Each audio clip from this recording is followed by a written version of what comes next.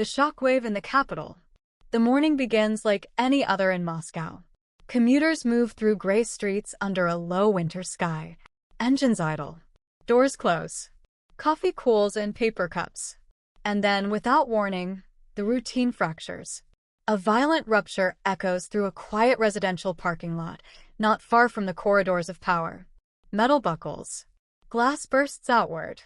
Smoke rises where certainty once stood. Within minutes, Russia's security services seal the area, but the message has already escaped the blast radius. Someone important is dead. And this time, the explosion is not on a distant battlefield. It is here, in the heart of the capital. By midday, the name becomes public. Lieutenant General Fanil Sarvarov, 56 years old. A senior figure in the Russian armed forces. A man whose career was forged not only in staff rooms and command centers, but in the projection of Russian power beyond its borders. For nearly a decade, Sarvarov oversaw operational training, shaping how Russia's military prepared for war, how officers were schooled in doctrine, readiness, and execution. Now, his life has ended not in uniform, not under enemy fire, but beneath a civilian vehicle, destroyed by a hidden explosive. Russian investigators move quickly to frame the narrative. Statements are released. Phrases are chosen with care. Multiple motives, they say, are under review.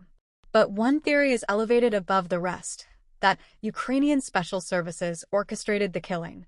The accusation is not subtle. It does not need to be. In the context of Russia's full-scale invasion of Ukraine, now stretching into its fourth year, suspicion has become policy. Blame is strategic. And every such death feeds a larger story. Moscow is already telling its people that the war has come home, and that the enemy is ruthless, patient, and everywhere. The Kremlin confirms that President Vladimir Putin is informed almost immediately. There is no public address, no visible pause in the machinery of state. But within Russia's political system, such notifications carry weight. They ripple through ministries, through the security apparatus, through the armed forces themselves. When a general is killed in Moscow, it is not merely a criminal act. It is a symbolic breach. It signals vulnerability. It raises questions that cannot be easily answered. State television airs footage of the wreckage. The camera lingers on the twisted chassis, the scorched pavement, the mangled underside of the car where the device was placed. The setting is deliberately ordinary. A middle-class neighborhood, apartment blocks rising behind police tape. This is not a restricted military zone. It is a place where families live, where children walk to school. The implication is chilling.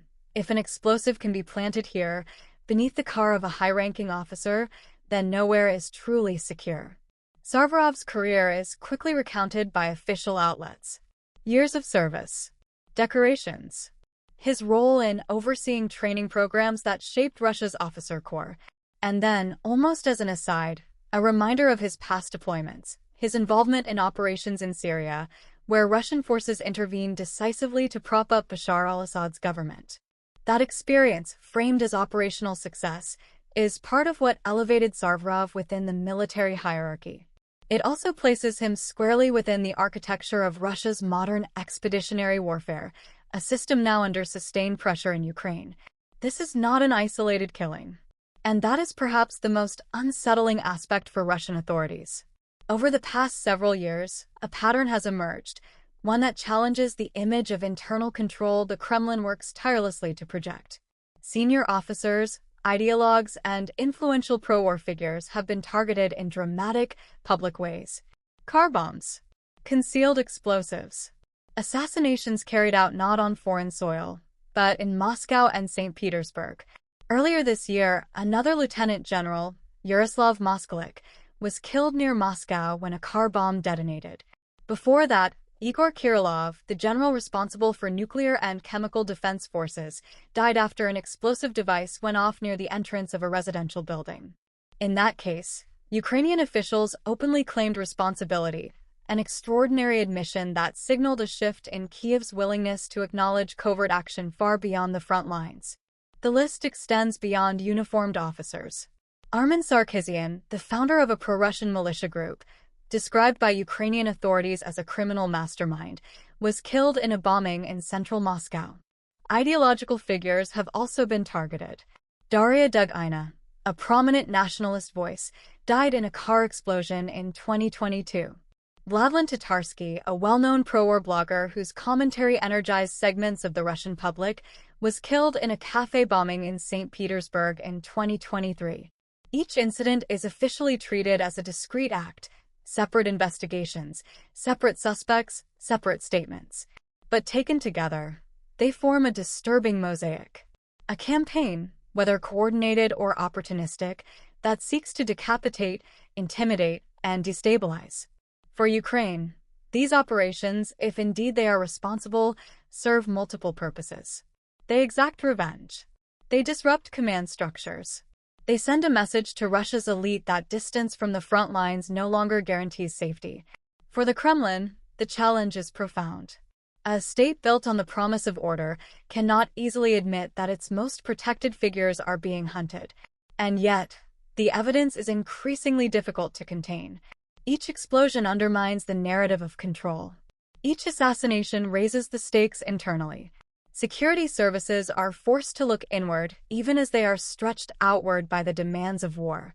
The death of Fanil Sarvarov therefore lands at a critical moment. Russia's military is engaged in grinding, attritional fighting in Ukraine. Casualties are high. Resources are strained. Morale is uneven. Training, Sarvarov's domain, has been under scrutiny as the war exposes weaknesses in preparation and adaptability. To lose the man overseeing that system is not just a personal loss. It is an institutional shock. And yet, there is also calculation in how this story is told. By pointing immediately to Ukraine, Russian authorities reinforce a familiar frame, that Russia is under attack not only on the battlefield, but through terrorism and sabotage at home. This framing justifies tighter security, harsher measures, and continued mobilization. Fear becomes fuel. Anger becomes policy. What remains unseen for now are the quieter effects.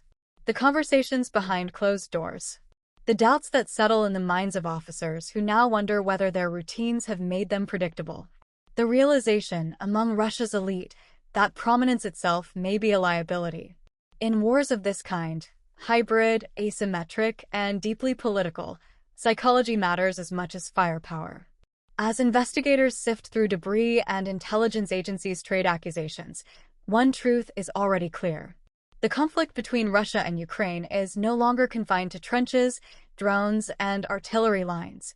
It has expanded into the shadows, into cities, into the personal lives of those who once believed themselves insulated by rank and proximity to power. And as Moscow absorbs this latest blow, the question lingers in the cold air above that shattered parking lot. If this is the new front line, how far will it spread? And who next will find themselves at its center?